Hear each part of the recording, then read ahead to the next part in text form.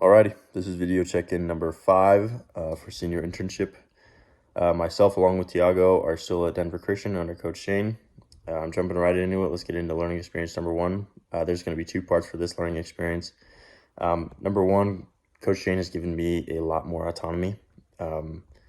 Typically, what would happen previously is that we have both high schoolers and middle schoolers at Denver Christian, and Coach Shane would he would handle both high school and middle schoolers, but at least I hope Coach Shane sees that I've been really trying to grind on the CSCS book, and I've been putting in the work. So he's actually given me a lot more freedom to do what I want. In that there will be times where he'll tell me like, hey, I got the high schoolers in the weight room. You take the middle schoolers out to the track and do some speed work or do some banded work. So that's been very fun.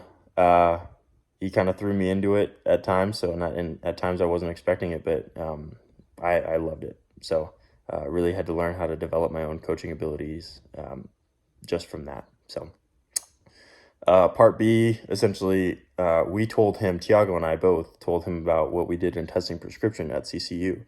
And because Coach Shane is teaching a class at DC with exercise physiology, and it's based off of the NSCA CPT book, he loved the idea, and he's going to do that now. So he's going to split up his kids into groups of 2. He's going to find faculty members at DC, and Coach Shane is going to kind of oversee the entire process. So cool that we got to share that experience, and that Coach Shane kind of bought into it. So as far as the second learning experience, I had a kind of a difficult conversation with Coach Shane about an ethical situation that was going down at DC.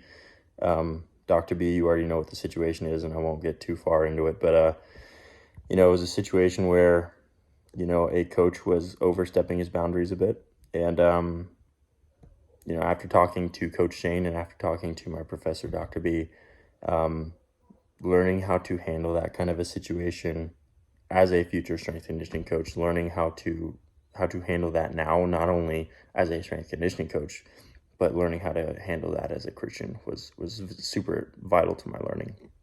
And then finally, learning experience number 3, I also had a really good conversation with Coach Shane, one-on-one with him as well. And it was not about anything ethical, but it was about what makes a good coach. And he brought out a quote from Conscious Coaching from Brett Bartholomew. And he said, "Perfect programming performed poorly." That's a quote that Brett Bartholomew says in his book.